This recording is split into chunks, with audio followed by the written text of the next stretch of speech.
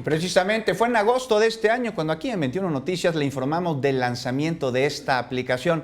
Así se lo dimos a conocer en su momento. Acompáñenme.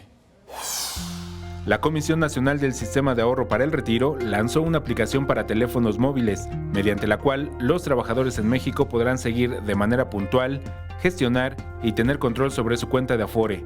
Además, los trabajadores independientes podrán registrarse y abrir una cuenta, la cual también estará disponible para menores de edad y migrantes en Estados Unidos.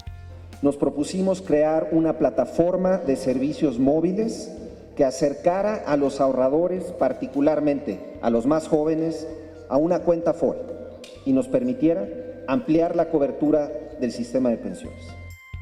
Con el lanzamiento de esta herramienta, se espera que los más de 17 millones de trabajadores que tienen una cuenta Afore y no lo saben, recuperen el control de su ahorro y comiencen a incrementar el monto del mismo para poder obtener una mejor pensión.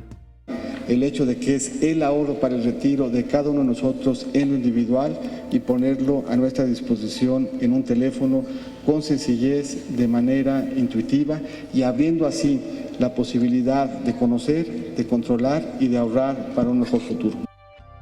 La nueva aplicación permitirá a los ahorradores domiciliar su ahorro voluntario mediante tarjeta de crédito, con un límite de hasta 200 pesos semanales, o débito, y consultar sus saldos, calcular su pensión, recibir notificaciones y solicitar su estado de cuenta. Con imágenes de Liber Rodríguez, Alberto Álvarez Santana, 21 Noticias.